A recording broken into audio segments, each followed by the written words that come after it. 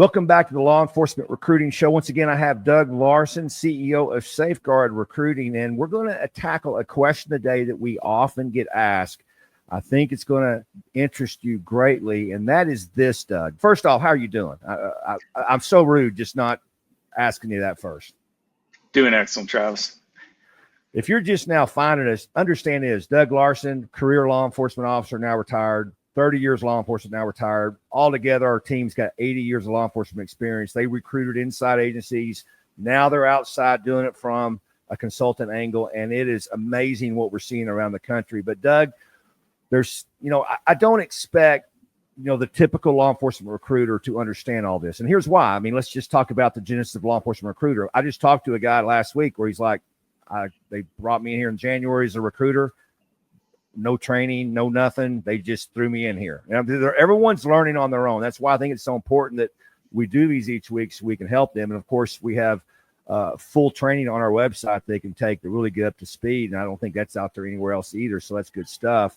But there's this sort of default to where here's how we can help recruiting. Let's just build up our Facebook page. Like I heard a guy down in Oregon. We went to that conference a few weeks ago, and he said, we built our Facebook page from 10,000 to 20,000. I just don't understand why we're not getting any more recruits. And so that's the focus, right? Is let's just build up our social media accounts. Answer for our audience why that will not work for recruiting. Because it is not recruiting. That's people that are interested in the activities of your department. That's citizens in your jurisdiction that want to know what's going on in their community.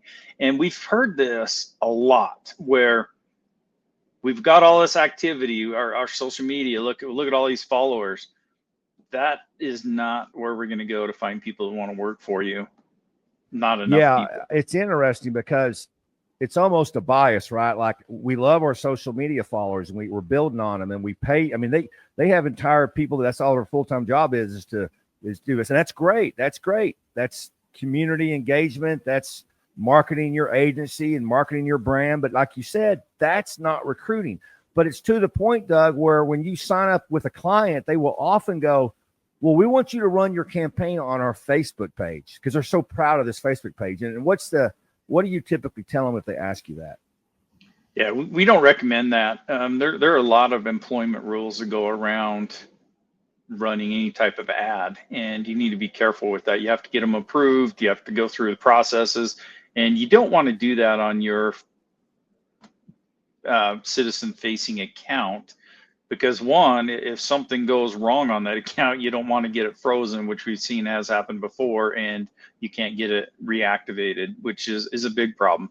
So we don't advocate that at all. I think you stay away from that. Keep doing your social media account with the way you're doing it, but there's other methods to be able to go out and get the candidates, not using that. And just so we're clear, you have multiple accounts you run, and it's important.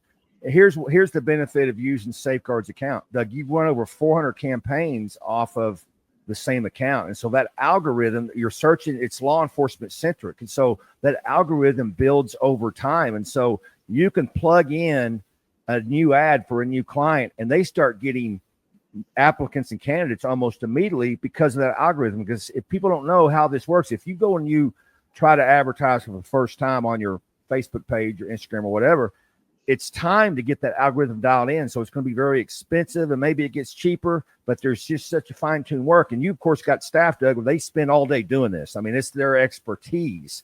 So you could certainly try it on your own, but there's a lot of landmines, so to speak, that they're going to have to navigate. Yeah, definitely. You can do it on your own, but that's where we caution people to be careful. And it's just those specialties to be able to dial in that algorithm, keep yourself getting your ads approved. How long do I keep my ad up before I change it? If I do change the ad, is that going to slow my progress or how many candidates I get?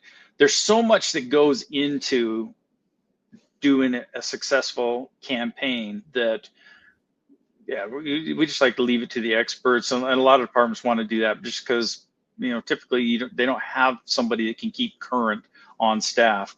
And if you don't have that, then bring us in. We'll modernize your recruiting efforts and keep you current. We'll keep track of that. We'll have a dedicated recruiting strategist that will be tied only to your campaign. They'll stay on it. They'll talk to you. They'll give you live updates on how the campaign's going, so you know exactly how to spend your money and where your money's being spent.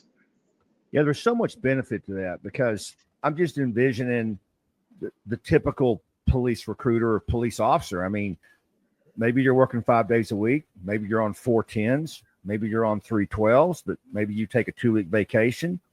Well, who's monitoring that campaign? Like, who is involved? With Doug, 7 days a week, 24/7, you have staff that's testing these ads and monitoring this, and you're maximizing this, which is why for a very small fraction of money, they can get a ton of candidates, can they not? Oh, they can. It is absolutely amazing how quickly it can work for you too. You can go live and it'll start generating interest in your department and names of people that want to work for you. And just while we're right here, if we had live dashboards up, I guarantee you somebody, one of our departments has actually got somebody interested in working for them while we're talking. And so it goes and it starts working quickly, and then it gets better and better over time. And you just gotta keep it going until it's time to change those ads out again. You don't want to do it too early. You don't want to do it too late. And that's why we got these specialists that keep track of everything, and it'll give you that information. Yeah, I got called by a client a few weeks ago, and it was a Monday holiday. I don't forget it. They called me on a Tuesday. They said, man, we come into the office for a 3-day weekend. I got 14 people sitting in my inbox. So all weekend long, 3-day holiday, they're off doing whatever with the family. They come in, there's 14 people that want to work for them. And I said, that's how it works, man. That's what we're here for, right? And so keep doing what you do, keep doing your stuff, but we're going to keep funneling that in for you, whether it's a holiday, whether it's a weekend, whether it's the middle of the night. Frankly, I don't quite understand how it's so good. I don't understand why everybody's not doing this, but you're trying to beat that drum, Doug. You've solved this issue. You're just trying to get the word out. Thank you so much for doing so. Thank you for being here. Thank you. And if you've been watching and listening, thanks again. Every week right here, this is where we're bringing you all the information you need to know to staff up completely. We're not joking about it. Just give us a call. We'll talk to you about it. We won't ask for anything. We'll just tell you exactly how we do it. And it's going to be your decision to be staffed or not. So thanks for being here. We'll see you next week.